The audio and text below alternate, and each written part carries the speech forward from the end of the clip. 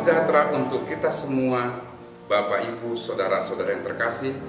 Semoga kita senantiasa dalam berkat Tuhan. Jumpa lagi dalam renungan harian, dalam sharing ayat berkesan. Kami, keluarga Marinus Purba dan Ibu Lydia Rayani Berlupina dari Paroki Santo Fransiskus Assisi Padang Bulan mengucapkan terima kasih kepada kita semua atas kesempatan yang diberikan kepada kami untuk berbagi ayat berkesan dari kutipan yang akan kita renungkan hari ini, Sabtu 5 Maret 2022, hari Sabtu sesudah Rabu Abu. Bacaan Injil yang akan kita renungkan dikutip dari Injil Lukas bab 5 ayat 27 sampai ayat 32. Kami mengajak kita semua merenungkan sabda Tuhan ini. Sebelumnya, marilah kita awali renungan ini dengan doa.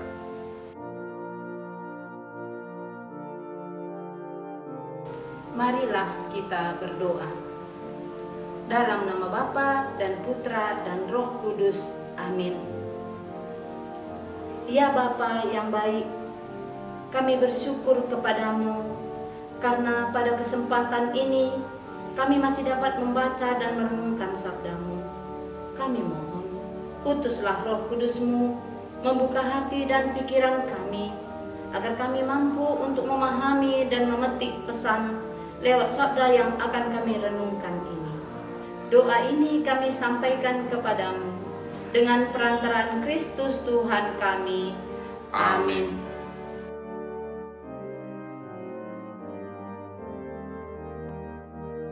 Bapak, Ibu, Saudara-saudara terkasih, sekarang mari kita membuka hati dan pikiran kita untuk mendengarkan sabda Tuhan. Kami akan membacakannya secara bergantian.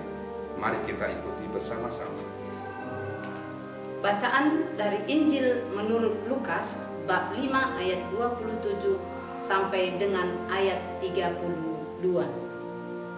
Kemudian ketika Yesus pergi keluar, ia melihat seorang pemungut cukai yang bernama Lewi sedang duduk di rumah cukai.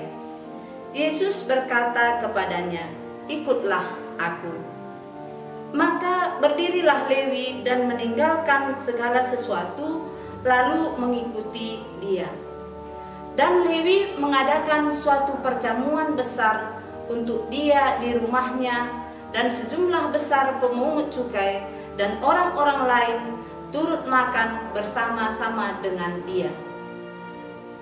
Orang-orang Farisi dan ahli-ahli Taurat bersungut-sungut kepada murid-murid Yesus, katanya, "Mengapa kamu makan dan minum bersama-sama dengan pemungut cukai dan orang berdosa?" Lalu jawab Yesus kepada mereka, katanya, "Bukan orang sehat yang memerlukan tabib, tetapi orang sakit. Aku datang bukan untuk memanggil orang-orang benar, tetapi orang berdosa, supaya mereka bertobat." Demikianlah sabda Tuhan. Terpujilah Kristus.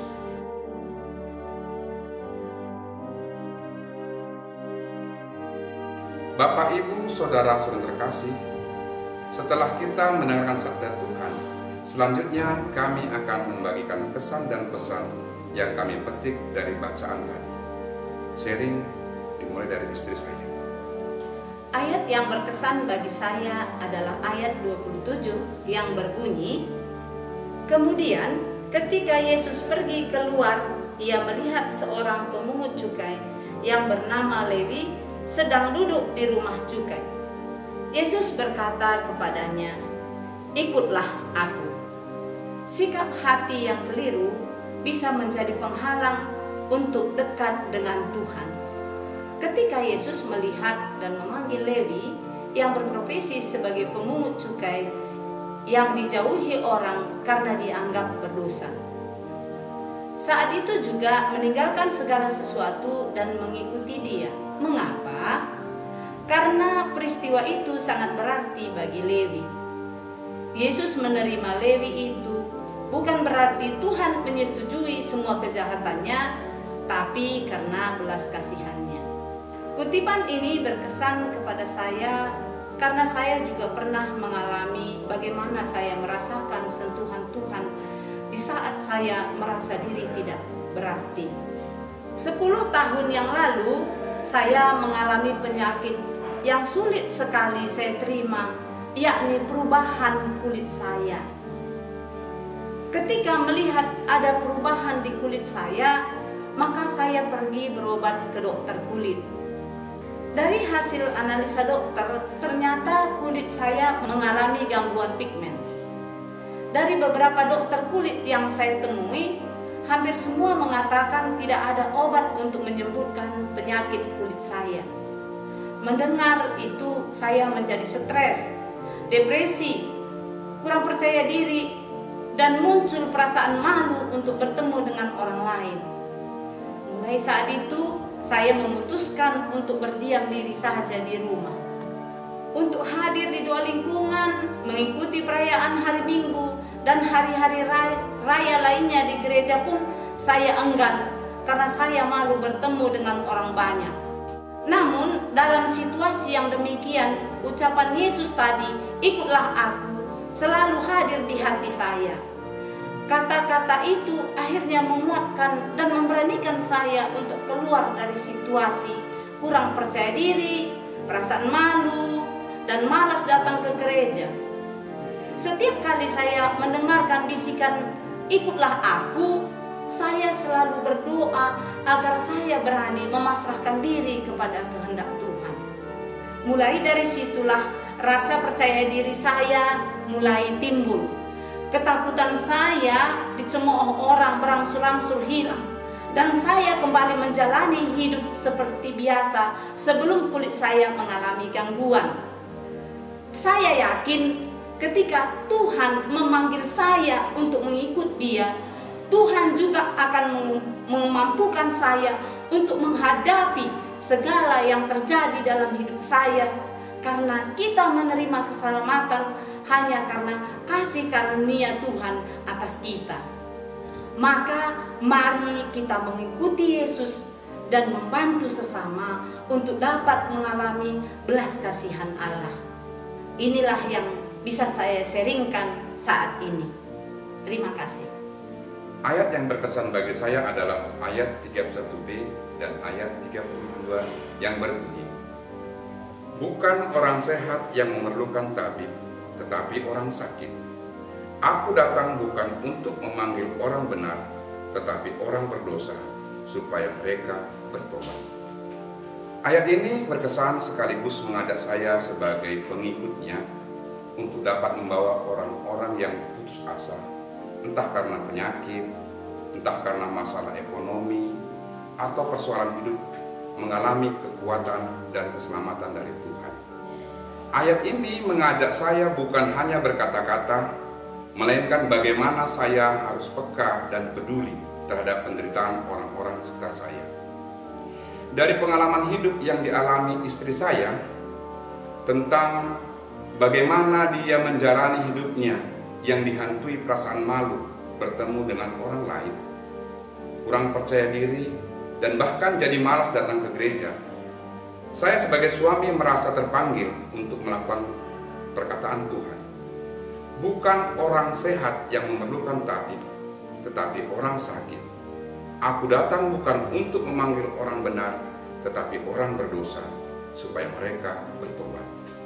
Saya merasa terpanggil untuk mendampingi istri saya dengan setia dan selalu berusaha menumbuhkan kepercayaan dirinya kembali. Tak jarang istri saya mengatakan, "Pasti papa malu terhadap teman-teman papa saat melihat kulitku seperti ini." Walau berulang-ulang kalimat itu diucapkannya, tidak membuat saya jengkel ataupun bosan untuk menanggapinya.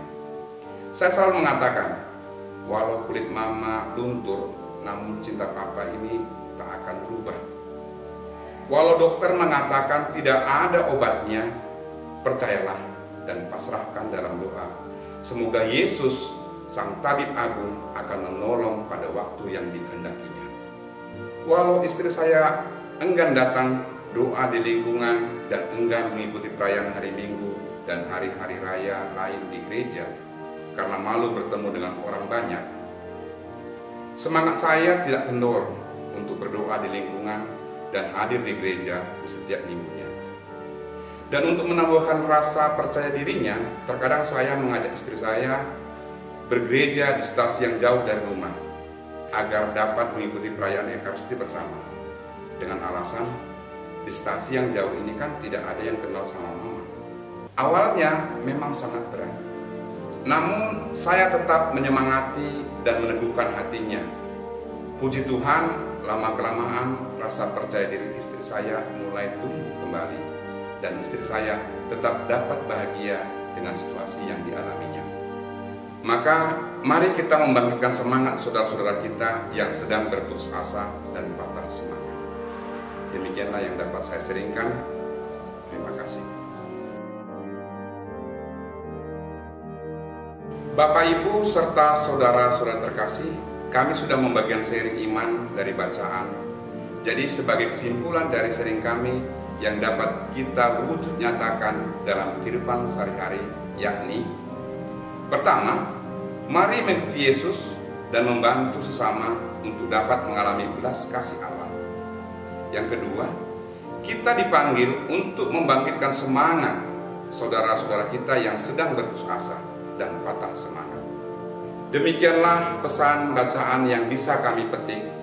Mari kita mohon kekuatan dari Tuhan agar kita dimampukan untuk mengamalkannya dalam kehidupan sehari-hari.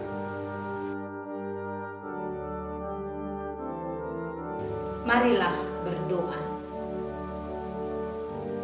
Ya Bapa yang Maha Baik, kami bersyukur atas sabda-Mu yang telah kami renungkan bersama. Kami juga telah dapat memetik pesan yang dapat kami wujudkan dalam hidup kami. Utuslah Roh Kudus-Mu membantu kami, khususnya di masa Prapaskah ini, untuk semakin setia mengikuti Yesus dan peka terhadap kebutuhan saudara-saudari sekitar kami. Demi Yesus Kristus, Tuhan dan pengantara kami, yang hidup dan berkuasa, kini dan sepanjang masa. Amin. Dalam nama Bapa dan Putra dan Roh Kudus. Amin. Bapak, Ibu, saudara-saudara terkasih, demikianlah yang dapat kami bagikan. Jika ada yang kurang dari sharing kami, mohon dimaklumi. Tuhan memberkati kita semua. Salam dari kami, Horas, Bejua-jua, Jua-jua, Yahobu.